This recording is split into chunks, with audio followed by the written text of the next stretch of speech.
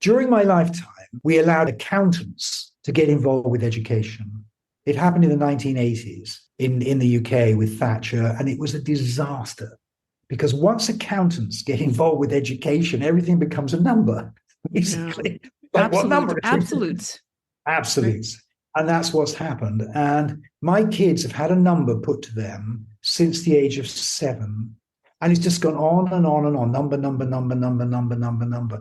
If you're not psychologically resilient, something is going to happen to you if that's what you're reduced to. Your creativity is just a number. Did you get it right or did you get it wrong? What number was it? And I think there are two things that can happen there. The good ones, of course, just fly because they can get over it. Then you've got the ones that become alienated and the ones that become completely freaked. And I think ADHD is an example of that.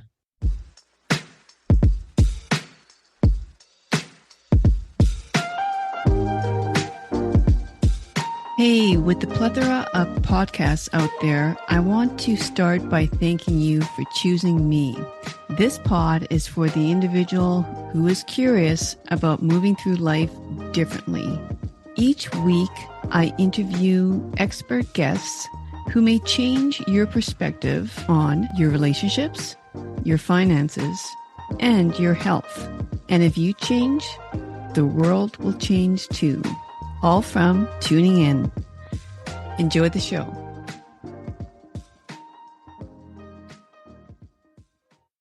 Hey, it would mean the world to me if you took a quick moment to scroll down, click on the show, rate and review, or share the show. Take a screenshot, share it with me on social media, share it with a friend. They might be able to hear a message that they really need today. And that would also mean the world to me.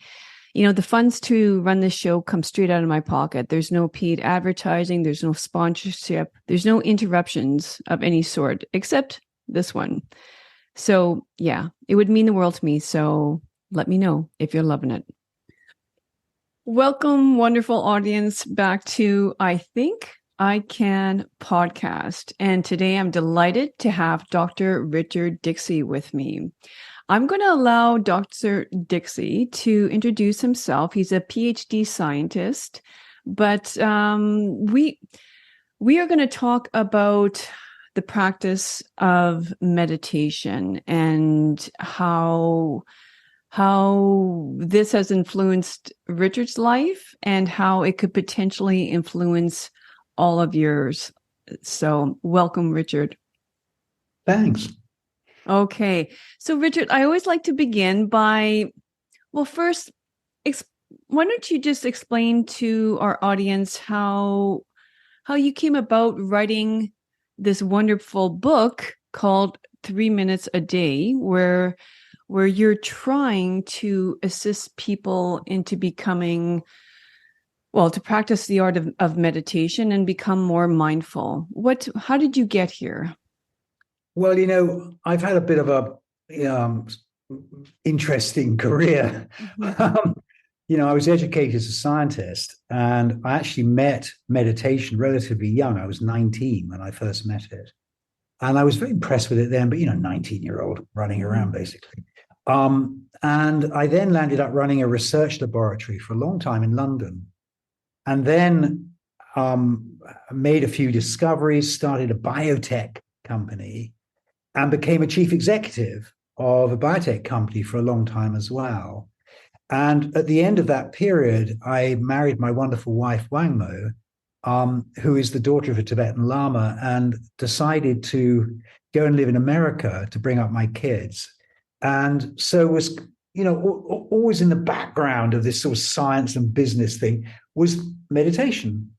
And what we started in America was a college to introduce the Asian wisdom traditions to a Western audience without using all the jargon and stuff that normally surrounds them. It's a bit off-putting to many people in modernity.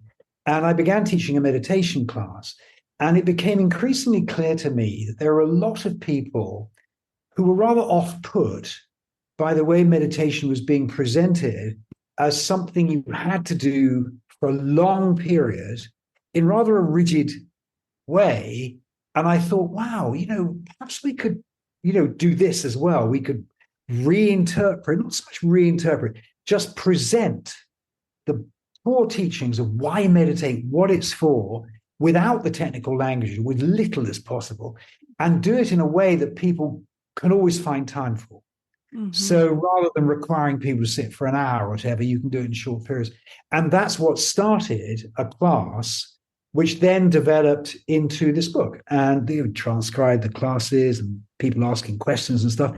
And I developed this course, which is 14 weeks long, which is designed to give people a taste of what meditation is in effectively a 3-minute a day practice. Now, when I say a taste, there's something intensely important in what I've just said. Meditation is about your own experience. Mm-hmm. We live in a culture which worships the external world as if the external world is somehow separate from our own experience. Now, of course, when you think about that, you realize that that's nonsense. The external world is something we get through our 5 senses. We may be told what it is, but our only experience of it is through our 5 senses or our thoughts and imaginations. There's no other place we can gain any kind of experience. Yet our educational system and our culture makes no effort to educate us about our own experience as experience. It's always telling us to go off and ski and go on holidays in Hawaii and run around, do this, do that, bucket shop, travel. But what it never encourages us to do is to look at our own experience directly. Now, meditation is about that. Okay, and I want you to expand on that because, I read the first 2 chapters in your book. That's how far I got before I was able to interview you. And that's something you speak about in the very first chapter about sort of being in the experience or experiencing the event. And I had to read it over a couple of times.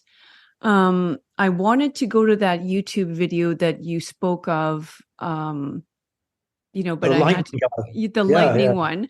I'll have to like Google it because I was like, okay, that's the URL. But now I'm not going to type in the URL putting URL in the book's a bit stupid. Yeah. Well, what to do? That's relative. Well, let me explain something. Yes, please. So we live in a culture that worships words.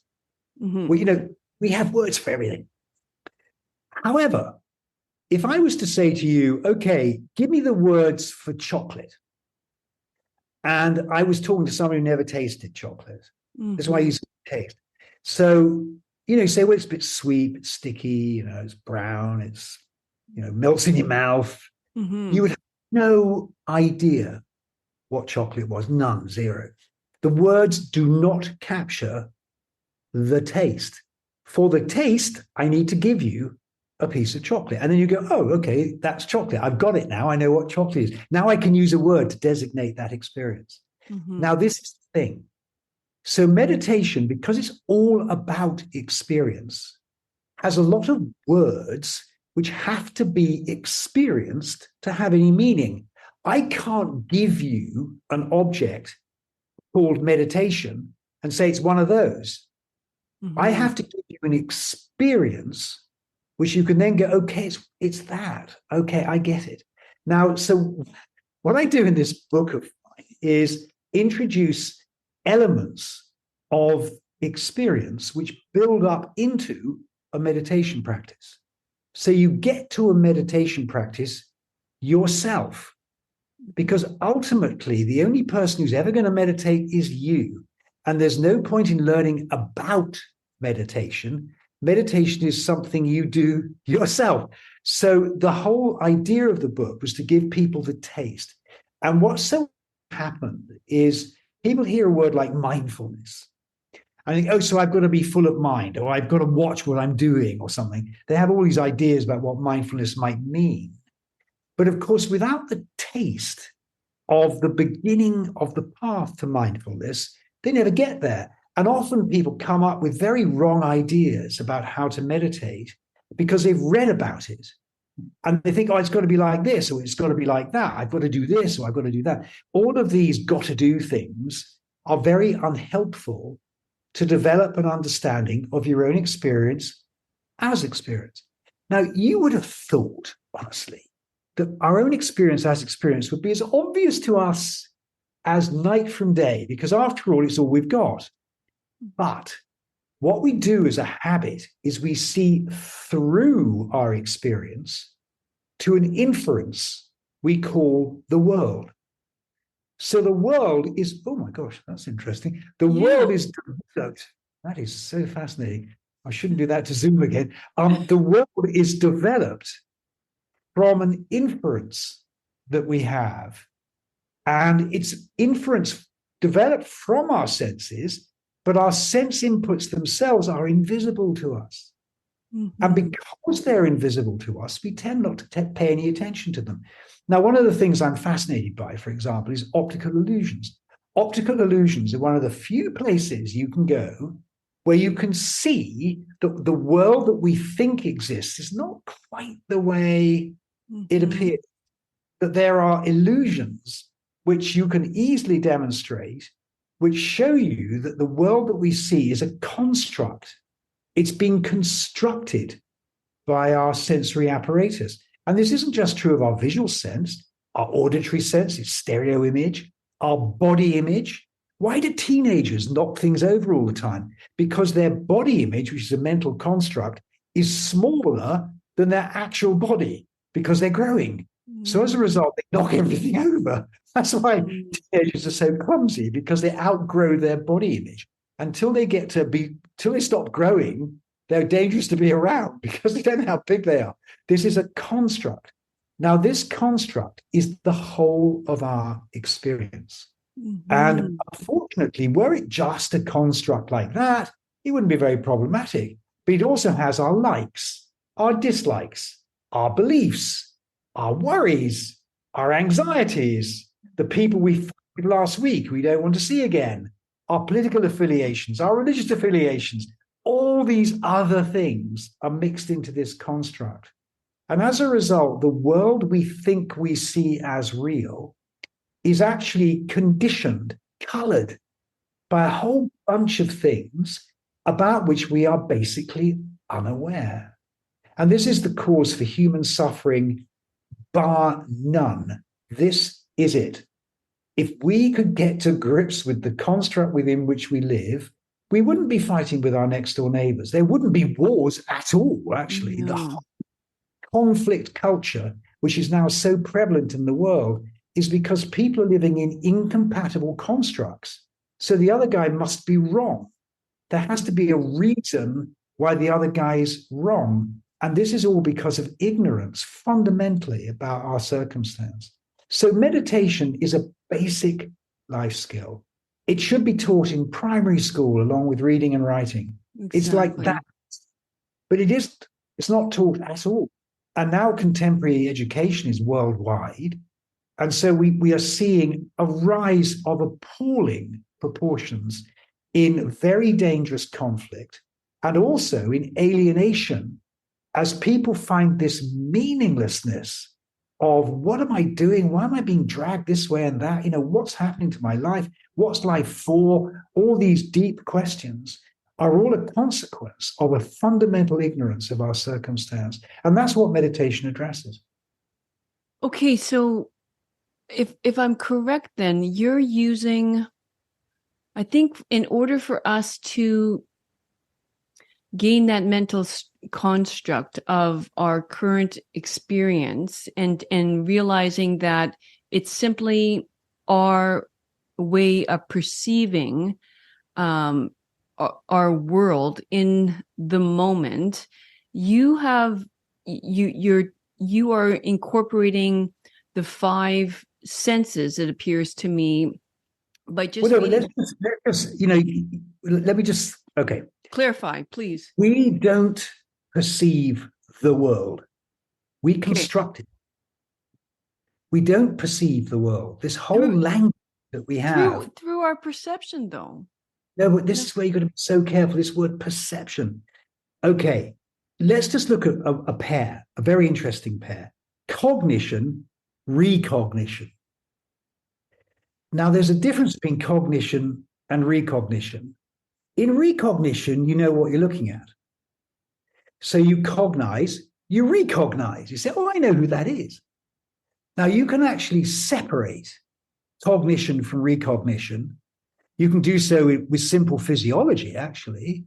And you can show that recognition takes about 0.4 of a second to happen. Cognition takes about 0.2 of a second to happen. So we don't cognize anything less than 0.2 of a second. That's why don't try and shake hands with a rattlesnake, because it gets there in about 150 milliseconds, so it bites you before you know it. But we don't actually recognize anything for nearly half a second. Now, this is a very, very significant realization.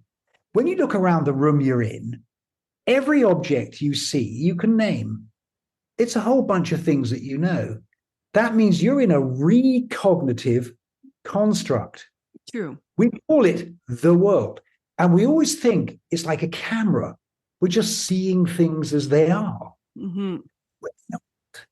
We're constructing a model of things as they are.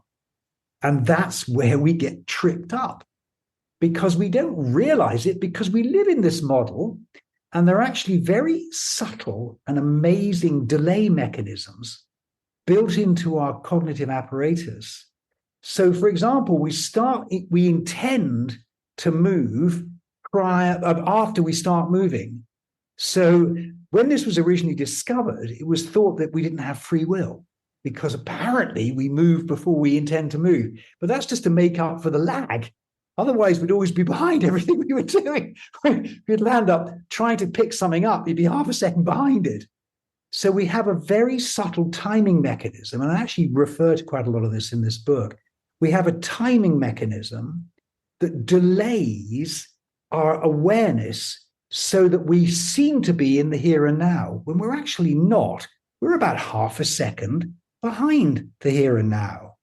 And I give a really nice video, as we started off on this book, which is worth looking up, of this guy who's nearly struck by lightning.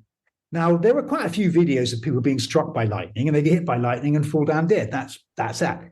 But there's one on the internet where this guy is walking across a quadrangle. I think it's South Carolina. It's in the southern states, pouring with rain. He's under an umbrella, and there must be a security camera on him. And about halfway across this path, there's a lightning strike. And then he curls over and runs away. And you think, okay, he nearly struck by lightning, got a shot, ran away. Slow it down frame by frame. It's really interesting. He's taking 2 steps a second. And what happens is the camera captures the lightning strike, hitting the ground about 5 feet from him. And then the next frame whites out as the flash happens. Then he takes another whole step without reacting at all. He's nearly been struck by lightning, and the guy's still walking along under his umbrella as if nothing's happened. Then he curls over. That's the lag. You can see it in real life. You don't need a laboratory to see it. It's there in real life. So now that is what meditation looks at. We look at that. Okay. And we say, get any insight into it. I'd have to see the video to know exactly. Yeah, you would. You should. Look at it. But so I'm when you describe it, I'm thinking, oh, he only felt the effect of the strike a second later. But that's not what you're saying. Half a second later. He only felt the effect of the strike half a second later. Okay. Well, that to me, I can make sense of that. But when you no, wait a minute. How do you make sense of that? 50,000 volts hits the ground 4 feet from you, and you only feel it half a second later? Yeah, I mean, you would think it would be instant, but so we always think it's instant. We talk about the here and now as if we're in it, but we're not. Okay. We're not in the here and now. Well, this is the first time I ever heard someone say that you move and then the thought comes after. That's really interesting. I never It's a really timing mechanism. Yeah, it's been discussed. It's been shown in physiology that they're actually quite clever timing delays, because if you think about reaction time, if you intended and moved at the same time, because of this lag, you'd land up basically you'd be behind the whole time. Right. Very, very weird. You'd be like, wow, this doesn't work. So the brain's actually carefully calibrated to bring us into the here and now. And in fact, there's now quite interesting evidence about sleep, that REM sleep, which was thought to be about revisiting experiences and everything, a lot of it's to do with actually programming muscles. It's refreshing the body map. There's a very, very, very precise mapping that happens between brain and body, so we can embody properly because of all these lags. So we are really not, we think we're just a camera in the world. We're not at all. We're an organism with a quite significant delay behind the world, with a mental apparatus that gives us a picture as if we are in the world. That's really our circumstance. And that is the physiology. There is no argument about this physiology. This is not controversial. What's a pity is the physiology never turned into a meditation practice. So the physiology is well known, but no one said, oh, by the way, we ought to be thinking about this, because that means a lot of what we think we know, we're not really quite right about. And that never gets said. But of course, it's extremely important. So why, for example, a politician uses a dog whistle. So, they use some trope. It's, such a feature nowadays of politicians doing this. It's been going on forever, but, it's in the press a lot nowadays. So a politician uses a dog whistle. Why does it work? It works because it goes into the audience and they take it as if it's true. They're already preconditioned. The audience is like ready to go on the dog whistle.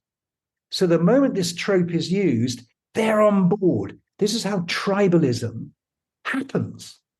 It's because in that sense, we're quite robotic. And, it's true. Google knows considerably more about you than you do. I think this is the present fact of life. And this robotic element of our cognition is something we need to understand. Now, we're not robots. I'm not suggesting we're robots. I'm suggesting that a large element of our cognition is robotic. And it's the recognitive map that we make moment to moment to moment. And of course, it's a survival mechanism. So Homo sapiens, coming from the plains of Africa as a weak, puny ape, surrounded by saber-toothed tigers and God knows what else, terrifying beasties, has somehow conquered the world. How? Because the recognitive mechanism that we are fortunate enough to have can remember from the past and change the way we behave in the present in a way that most animal species can't. That's its function. So it's a protective mechanism, but it is mechanical. We're embedded in it, and we can have knowledge of it. We can have knowledge of it through meditation. And this is why meditation is so important. Now, of course, in modernity, we're all carrying around these things, these little computers, which are beaming to us exactly that, dog whistles. They're beaming to us news that's been curated to freak us out, adverts that are created to attract us, social media that gives us a self-image. All this stuff is being beamed in our hands to us. And consequently, stress levels are going up and up and up and up and up as our recognitive mechanism, which is designed for the plains of Africa, is now dealing with a technologically advanced computer system. And this is getting worse and worse, not better and better. So again, we have to retake control of our cognition. That means we have to get space before we react, space before we recognize. Mm-hmm. We have to regain the ground from which all of this begins. And that's what's called shamatha meditation in the tradition. So it's becoming calm in the face of excitement. Things that would normally excite you, you just say, okay, I can see that's attractive, but I'm not being dragged into it without any control. I've got control. And this control is not because I'm grabbing onto it. It's because I'm not reacting.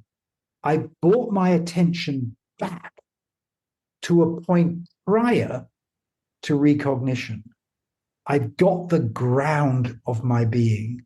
Now, that is a fundamental development. It changes the world because the whole world is a recognitive construct. So once you get control at this point, everything changes because you suddenly see things that you didn't see before. You see other people running around and you think, why are they doing that? You know, lots and lots of things change just because of this very, very simple technique. Now, you need to have a taste. You can't go there without a taste because it's not something you can put into words that well. You can kind of point at it. But once you get a taste, then you go, okay, I'm getting this now. I'm beginning to understand why this might work. Now, once you start seeing why it might work, you then go, okay, I can do this. And actually, you can get these insights in a very short period. You can do it in 3 minutes.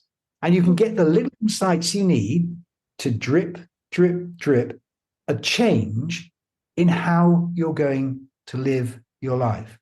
And that's all it is. And otherwise, I mean, I'm 71. I'm stuck in my ways. What does that mean? It means the recognitive map has become so fixed and full, I can do a few things well, and most other things I either don't notice or I can't react to at all. Typical old person. And that's what happens. The recognitive map solidifies to some form of concrete, and there's no fluidity. Meditators regain their fluidity. Suddenly they can smell the roses. They're not stuck. You could say you recover your childhood, but that's a big thing, recover your childhood. But of course, children don't have a fixed recognitive map, which is why they are so free. However, they can be highly intelligent. A 4-year-old will ask you a question. It's like, whoa, take it easy, Buster. They can see things, so they're not stupid. They're just not trapped in a recognitive map. That's what it's about. So I have a couple questions. First, one, we have many. I have many. Yeah, sure. But one is, when do you remember, I know you said it's taste by slowly tasting it and drip by drip, but do you remember the moment or the time where you started to go wow? That's one question. Yeah. One question. Yeah, okay. A second question would be, was there a specific teacher, guru, mentor that really helped you to see this? And third, I just want to make sure I'm understanding that we want to dampen our recognition so that we don't want to dampen it. No, we don't want to dampen it. I'm not trying to dampen it. Okay, let's start there then, because that's how. So, let's just start there. Cognition, recognition. Yes. Have you ever had a moon face? A moon face? Okay, you take a picture of Marilyn Monroe. You take a picture of that very famous picture of Marilyn Monroe. Yeah. Blow the contrast up so high that it's just black and white blobs. If it's the right way up, it looks like Marilyn Monroe. If it's the wrong way up, it just looks like a pattern. If you blow the contrast up enough, you can do this. It's called a moon face. So you can actually put people in a lab and you can show them a picture the wrong way up, and you get an activation at about 200 milliseconds in their brain. There's something there. Put it the right way up, you get the 200 millisecond activation, and then you get a 400 millisecond explosion of, oh my God, that's Monroe. Okay, there's the gap. That's the gap. Now, as a meditator, first thing that happens, most people, is they begin to realize that there are things in their environment that trigger them. You get triggered. And of course, I said, these damn phones are full of triggers. All news is bad news. Trigger, trigger, trigger, trigger, trigger. The world's going to hell, trigger, trigger, trigger. Everything's triggering us. So the first thing you have to do is start to understand why we're being triggered. What's causing the triggering? You have to see it. Once you can see the triggering, then you can get behind it. If you don't see it, how can you possibly get behind it? Short of never reading a newspaper or something, there's no way of stopping the triggering. Okay, now the way you have to do that, the path to doing that, and this is really the great insight for me, this was the big moment. The first thing is you have to learn to concentrate. Now, we all know how to concentrate to some extent. It's a major feature of a contemporary education. So, once it's concentrate on what you're doing is a kind of common thing. But the trouble with concentration is it's brittle. So concentration is very easily diverted. The proper word is adverted. Yeah, advertising. Advertising is the thing that captures your attention, an advert. That's why it's called advertising. Mm-hmm. So our concentration, our ability to focus is always being pulled this way and that. But, and this is the great gift, I think this is the greatest gift that the Asian traditions have to give us. There are actually two parts to concentration. There's, oh my God, that's, again, very interesting. Something about Zoom today. That's rather good. That's not part of my design. That's very interesting. No, people have to watch the YouTube version of this to understand why we're laughing right now. Okay. So there are two parts to concentration. There's adverting and there's savoring. Now, savoring is also part of concentration, but it's a completely different faculty. And you can separate the adverting concentration that we've been taught in school from a savoring concentration. Now, what do I mean by savoring? Well, of course, the trivial example is adverting is put a cup of coffee to your lips, and savoring is taste the coffee. Have the time to taste the coffee. But much more interesting is when you see an expert, a connoisseur, and they'll pick up an object and they'll handle it. They won't just look at it. They'll handle it, they'll feel it, they'll engage with it. That's all adverting. That's all savoring. Now, that savoring faculty is the path to stable concentration, because savoring isn't brittle. Savoring, if something comes along to disturb a savoring state, you just incorporate into the savor as a new flavor. Once you learn to savor your experience, you're no longer being pulled reactively this way and that by advertisers trying to grab your attention. You start seeing them trying to hook you. That's what you start savoring, that experience. That is the path to stability. And this is a very, very important insight that the ancients had thousands of years ago, which is particularly relevant in modern conditions. Learn that. Learn to savor your experience. Now, there are many ways you can develop savoring. I like to listen to fading sounds, because as sounds fade, you can follow them into silence. You're savoring nothing, but you're still concentrated. So there are various ways you can develop this faculty of mind. Once you have it, you just drip, drip, drip.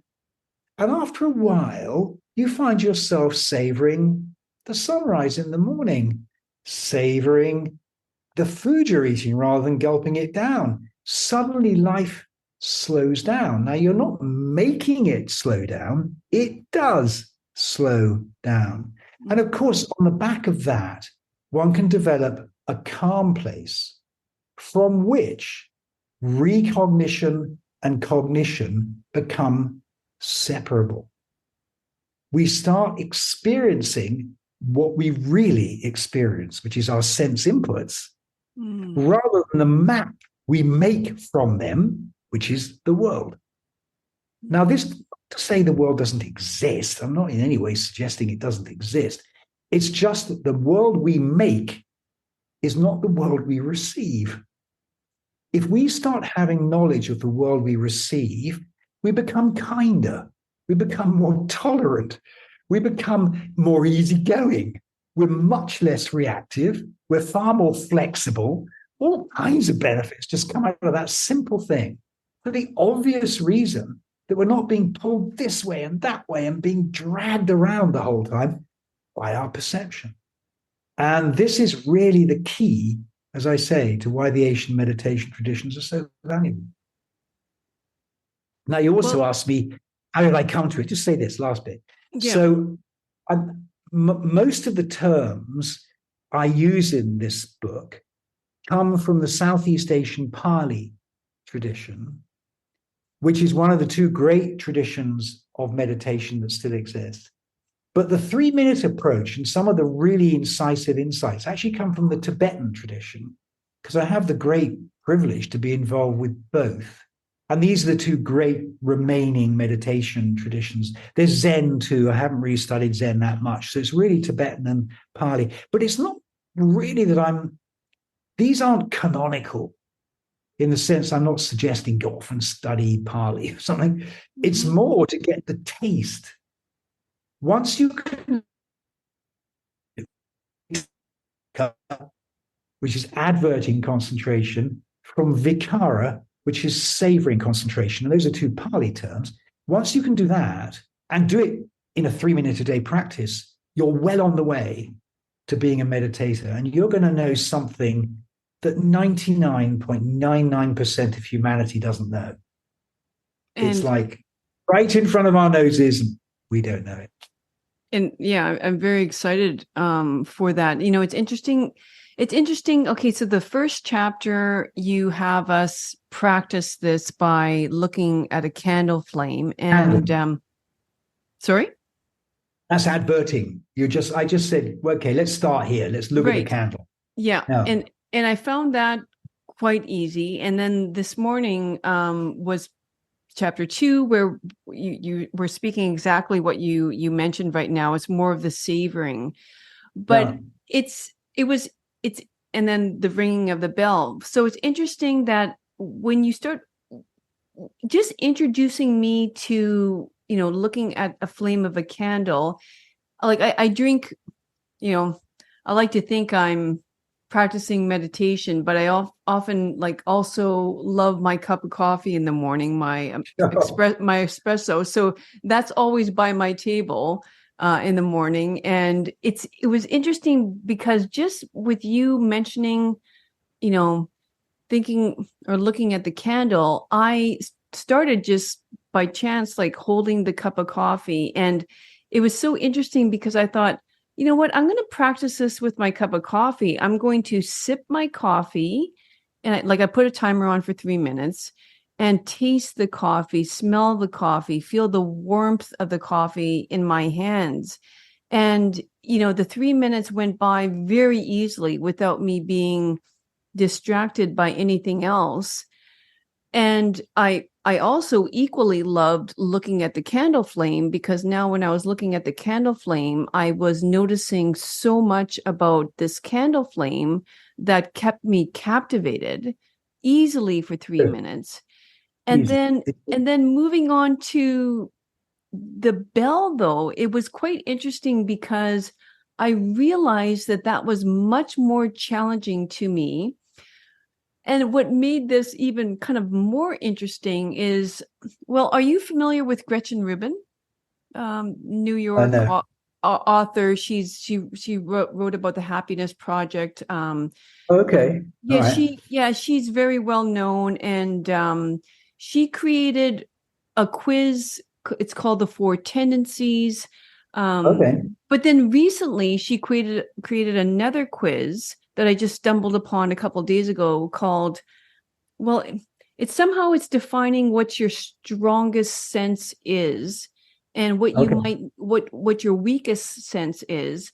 Okay. And I did this quiz a day or two ago, and it was, I came out of having my hearing as my weakest Oh, well, that may sense. explain it.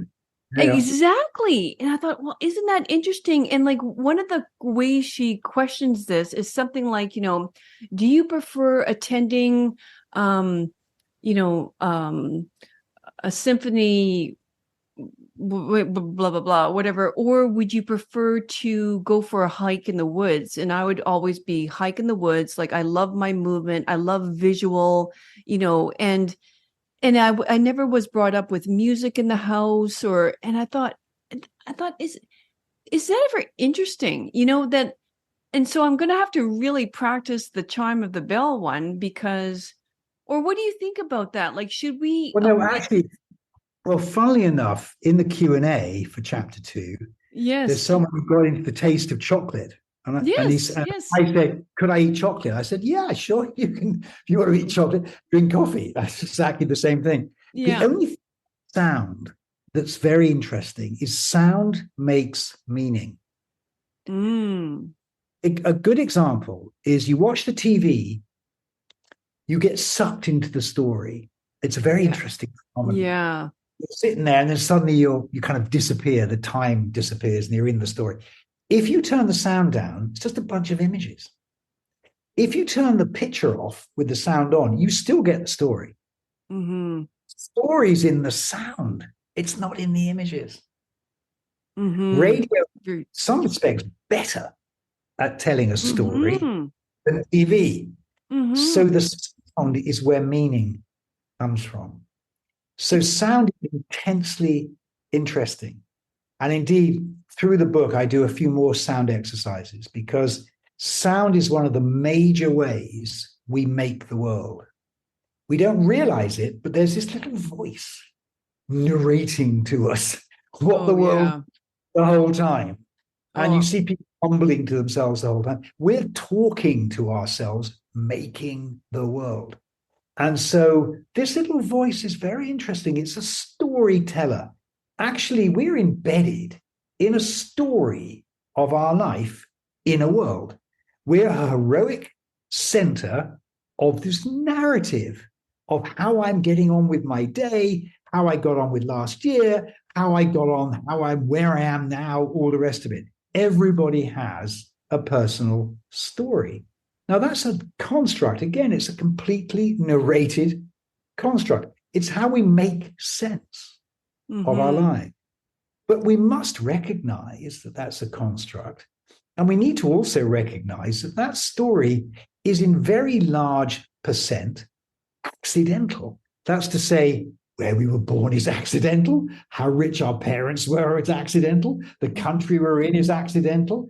How well we're educated is accidental. And a lot of what happens to us is accidental. So as a result, this story is constructed from a bunch of really quite random things. But we have a very strong sense of it being me. It's who I am. But of course, it's not really. It's just the raw material from which we've constructed a narrative of the world. Once you start recognizing that, then the world you live in broadens, because you suddenly realize that everybody has a narrative. They've all got a point of view. It's not unreasonable to have a different point of view. You suddenly find yourself being more tolerant just because you realize where points of view come from. They come from this profound storytelling function that we all have innate within us. Yes. And a lot of it is mediated through sound. Sound is storytelling, really. And of course, the world religions, meaning was the word. That is an opening statement in many, many, many religions. I think the ancients knew this. And you'll find it in many, like in the Vedas, in Buddhism, in Christianity, in a lot of the creation myths of the shamanistic cultures. It's the word that begins the world. Now, what is that word? It's the recognitive core of world construction. That's the word. That was the first word we spelled. Spelling. Very fascinating. Oh my God. There are all these little clues in our language.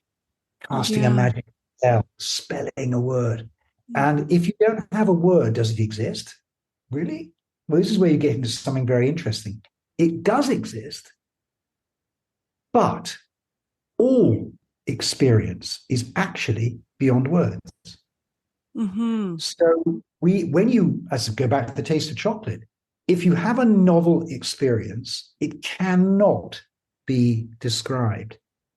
It's only when it's shared that you get a vocabulary for it. Prior to its sharing, it is beyond words. There are no words for it.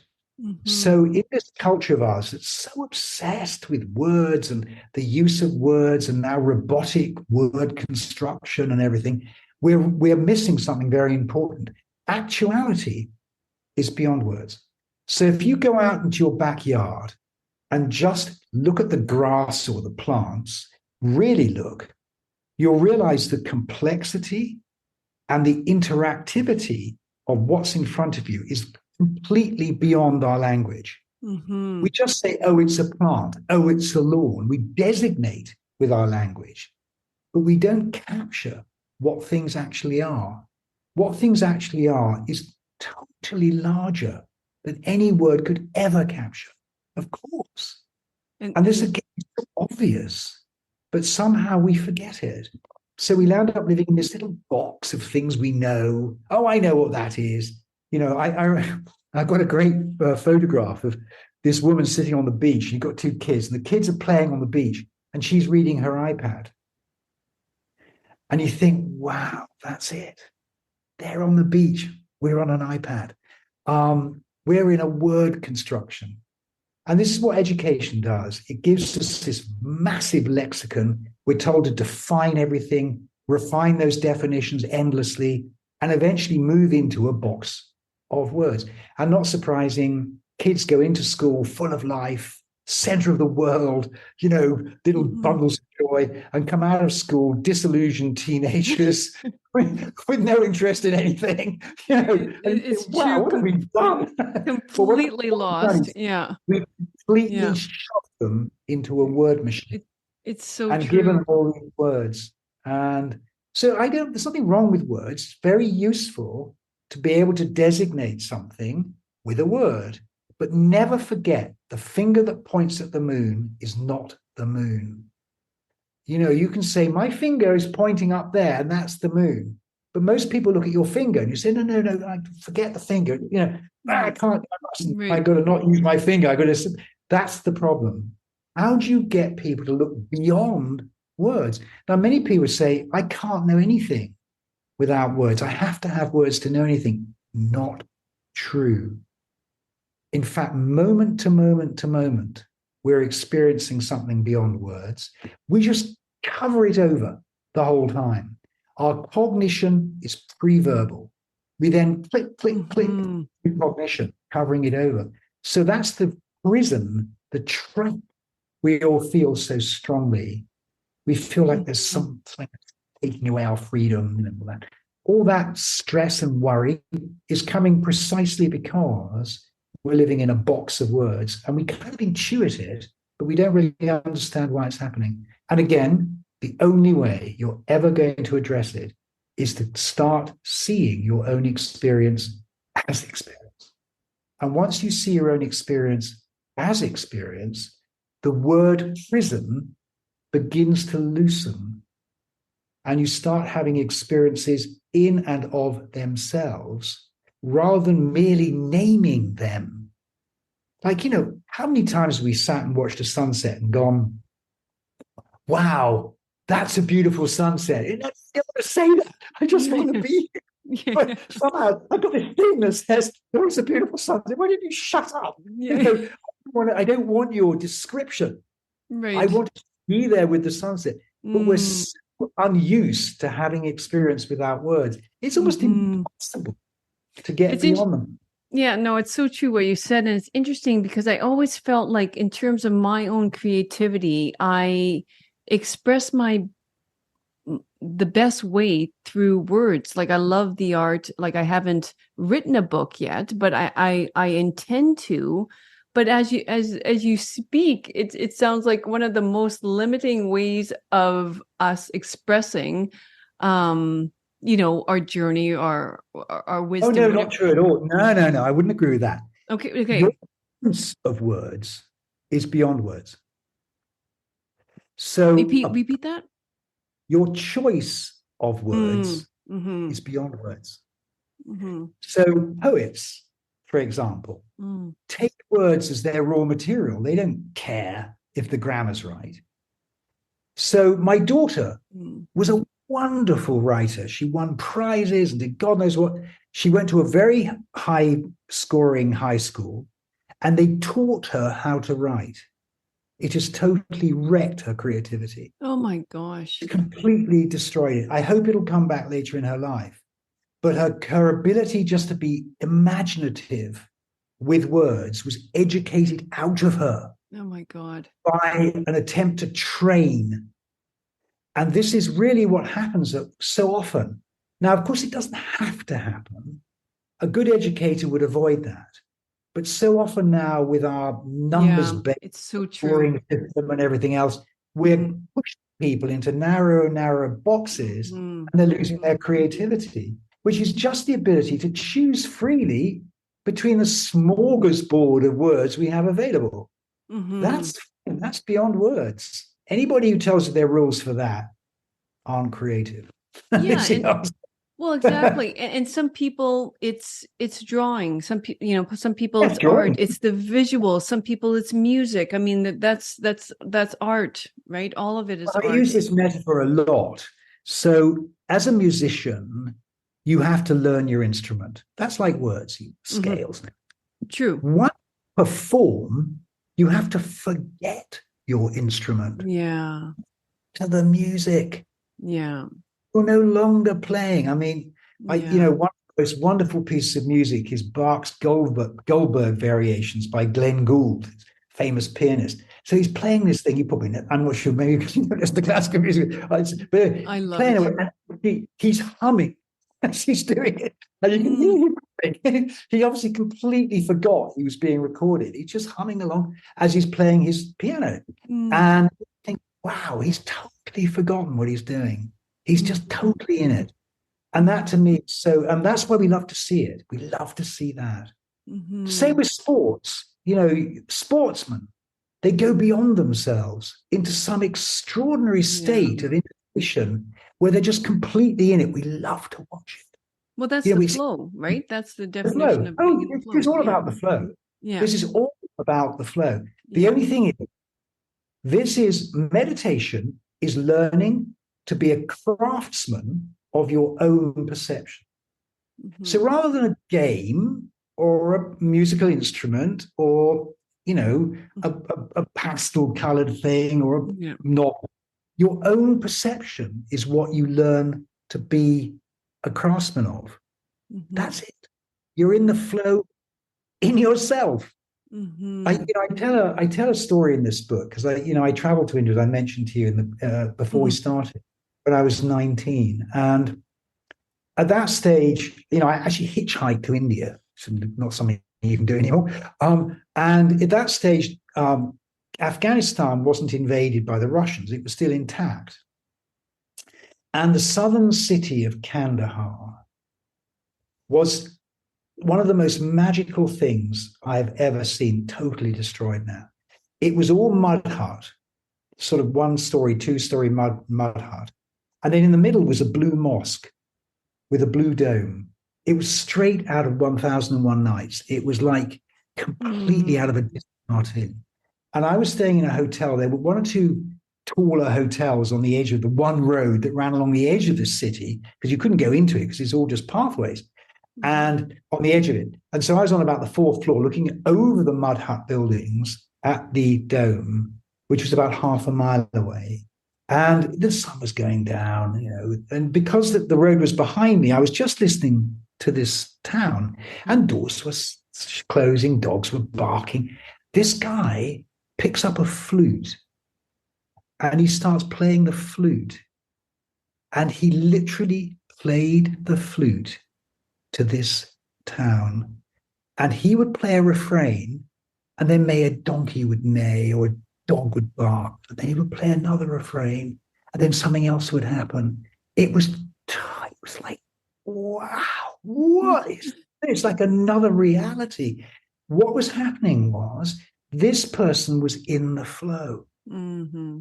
He was with the city. He wasn't watching the city. He was. Mm-hmm. Now, it was so magical. I remember thinking, gosh, it was utterly extraordinary as the sun was setting and this was happening. And I thought, wow, this is something special. This is very It really is, because he also wasn't competing with the city. You know, yeah. He was dancing. Yeah. Yeah. He was dancing. He was dancing with his experience, which of course is everything. Mm-hmm. There's no difference. Because remember, once you get to your sense inputs, that is truly the world. Everything is happening. You're part of it. You're not separate from it. Right. It's not happening to you, right? Because that's recognitive. The to you bit is recognitive. Mm-hmm. The cognitive bit doesn't have a me, doesn't have an I, doesn't have an other, doesn't have a name. Mm-hmm. It's just continuity of interaction. Mm-hmm. It's the most beautiful thing. And, every now and then we touch it. We see something breathtaking. Just for a moment, we feel it. Mm-hmm. And then it's gone. Mm-hmm. That's what meditation, there's a pathway to it. There is a path to it. Mm-hmm. And, people say it's mystical. It's not mystical. It's absolutely practical. Mm-hmm. It's nothing to do with mysticism. It is to do with understanding our cognition and taking wise advice from pre-technological cultures that recognize their cognition as their primary source of knowing, which is not something we do anymore. Nowadays, we've got all these machines, etc. We don't have to worry so much about our cognition. But in the ancient world, the cognition was all they had, and they really understood it, and they understood how we make the world. And we're lucky because there were Western traditions, 100% there were, but unfortunately in the Reformation and Counter-Reformation, all of them were lost. They were just smashed to pieces. But the Asian traditions survived, and they're there, and they're intact. And we're lucky, we are. And it's a great gift that these ancient cultures can give modernity. As modernity so dominates everything on the headlines, actually there is this magical core of an unbroken traditions that go back thousands of years into worlds that are completely unrecognizable to modernity. And that to me is incredibly important. We're so fortunate. If they'd been lost as well, I don't know what kind of situation humanity would be in, because the machines are such a dominant force in our ignorance of our own perception. And if we don't get to with it, we're in trouble. I have a couple questions for you, and I want to respect the time. And I really want. By the way, what time is it for you? It's the evening, correct? It's only 9:30. It's 9:30. Don't worry, it's fine. Oh my goodness. Okay, good. Kudos to you. I'm ready. I'd be long. Yeah. Anyway, okay. So, I want to speak to you about what your views are on ADHD, and also because like you mentioned robotic and machines so much. I also would love to hear your perspective on API. AI, you mean? Yeah, sorry, AI. Yeah. So let's do AI first. Okay. I don't like the term AI. Machine learning, right, is what it should be called.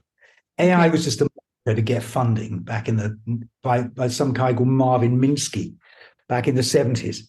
It's machine learning. So you can train machines if you have large enough data sets, is the answer, because they go very fast. So it's not intelligent. There's no evidence yet it will be ever intelligent. If it is, it won't look anything like our intelligence. It is all about correlation between pre-existing intelligence. So it's relying on intelligence to learn mechanical intelligence. That's what it's doing. Now, of course, that is very attractive because so much of our world requires bucket loads of information and it's boring to have to read 100 books to write an essay. So boom, boom, boom, out it comes, nice essay. Right. But is it creative? It's not. Now there's the. So my own view about AI is this: AI is going to be a huge benefit. I don't think it'll threaten us if it gets into weaponry, which it is. So of course there are genuine Terminator risks, which I think are quite obvious to anybody. That the Ukraine war has shown robotics just, and it's unstoppable now, I'm afraid. We are going into a world of killing machines, which will be AI driven, and no one's going to stop. It's no point in writing laws about it because the other guy's going to make them, so you've got to make them. So we're in a very dangerous world where AI has got very bad outcomes. And of course, there's a second bunch of outcomes, which is AI can probably design drugs, killer proteins, all kinds of things. Because, I mean, for example, AI decoded the human genome and made every protein structure that makes up our body within a year. And we'd be making one every 10 years prior to that. It was just done, job done. So the danger is that we're going to land up in a much more dangerous world. On the other hand, it'll be a much more efficient world because many of the things we currently have to plow through are going to be done very efficiently by AI. So that's my view about it. I think what it will do culturally is very interesting. We're in a road less traveled parting point now because the mechanical side of our cognition is going to become indistinguishable from AI. The recognitive naming will be indistinguishable from AI. So I think it can't be long before it won't be possible to tell if your high school student used an AI to write an essay. It's already getting difficult. I think it'll become impossible because it just gets better and better at it, mimicking intelligence. And it'll mimic intelligence to the point where it's perfect. However, is that all we are? No, it isn't. So the omega point is that, or the parting of the ways, will it demonstrate to humanity that there is something else in their cognitive field? There's something else. Now, if it does, maybe it's the greatest gift. It could be. If it doesn't, it's just going to create appalling disruptions where people will feel they're completely meaningless. And that will be very, very sad. Again, the solution, of course, is people learn to meditate and then they can deal with these matters. Now, this brings me to ADHD, which is a very interesting phenomenon. As I say, I've had two kids that have gone through the entire educational system, and they have been great. May I ask, in the States? Yeah, in the States, yeah. But it's no different here now, and it's worse in China and the Far East. I mean, so it's said everywhere. It was during my lifetime, we allowed accountants to get involved with education. It happened in the 1980s in the UK with Thatcher, and it was a disaster because once accountants get involved with education, everything becomes a number, basically. Yeah. What number? Absolutes. Absolutes. Right. And that's what's happened. And my kids have had a number put to them since the age of 7. And it's not like once a year, it's every term. And it's not like once a term, it's almost every class. And it's just gone on and on and on, number. Now, not surprisingly, if you're not psychologically resilient, something is going to happen to you if that's what you're reduced to. Your creativity is just a number. Did you get it right or did you get it wrong? What number was it? And I think there are two things that can happen there. The good ones, of course, just fly because they can get over it. Then you've got the ones that become alienated and the ones that become completely freaked. And I think ADHD is an example of that. People being overstimulated and just being given numbers as a result. There's no guidance being offered. No one's saying, well, you could do this, you could, just chill. There's none of that. And my view is that's where it's come from. Of course, the trouble is a drug came along.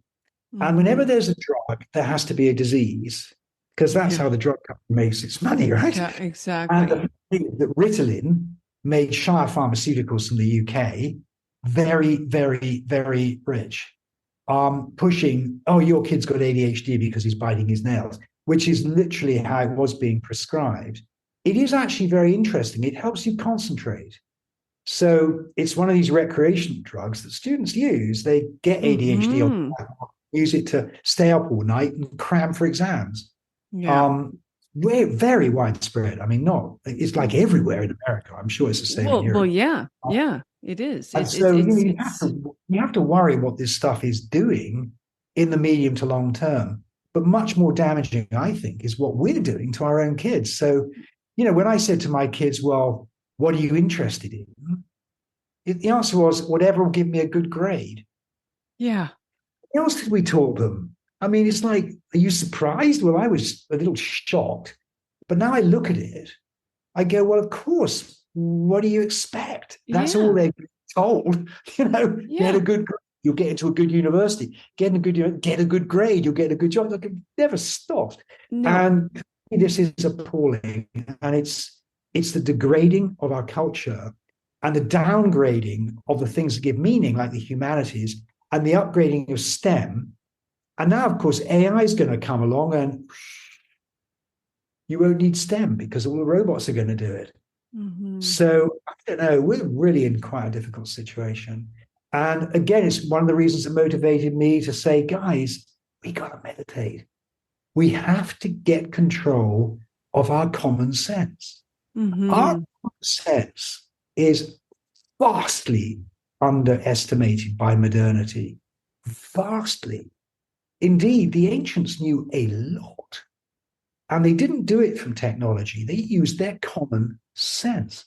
And we've just lost contact with that faculty as if it just doesn't exist or something. And this is deeply unfortunate. And, I'll give an example. I used to run a biotech company looking at traditional medicine. That's what I did. We were making into pharmaceuticals.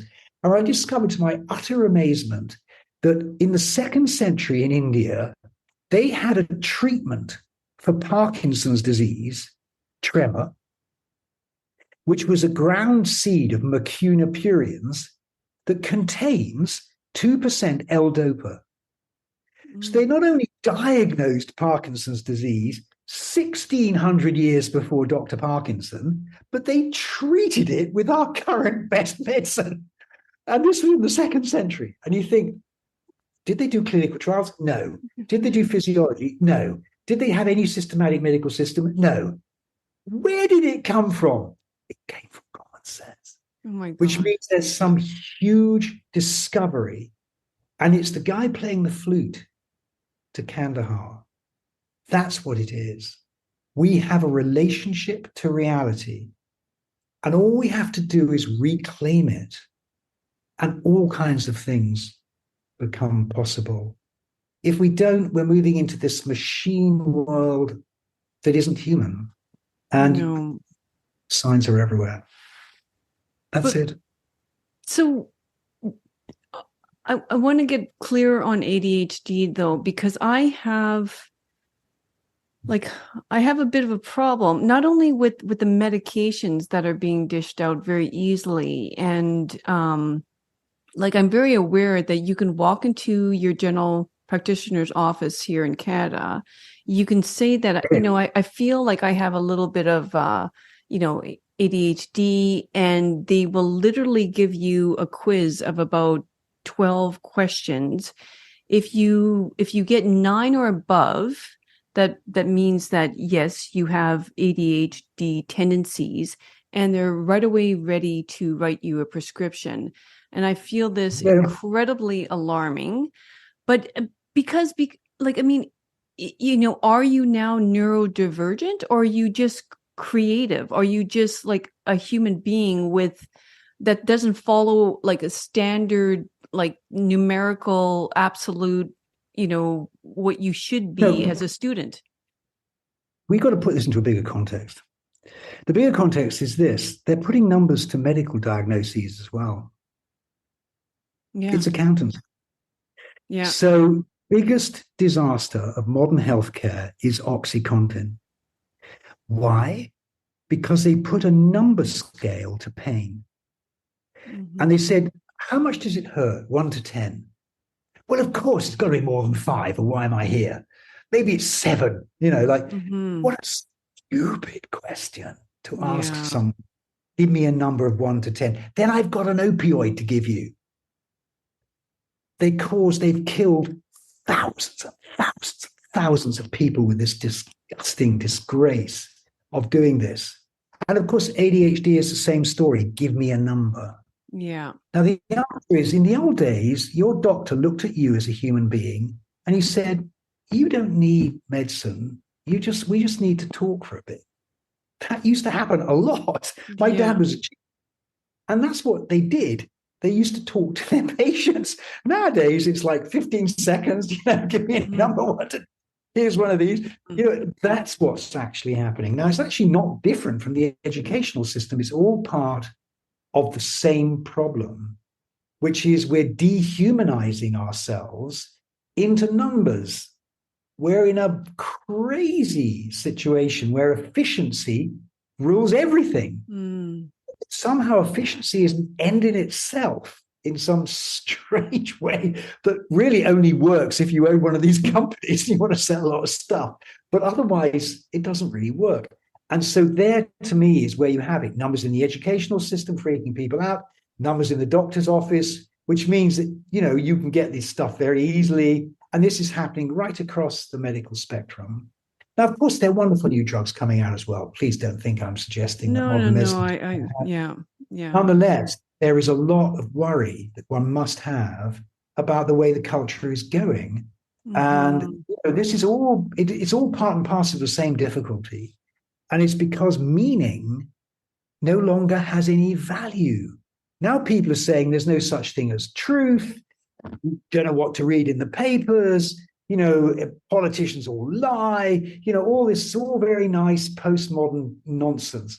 But the truth is, what it's doing is undermining any grasp people have of their common sense. Yeah. And I just desperately want my grandmother's common sense back, because that person would have said to the kid with ADHD, are you sure?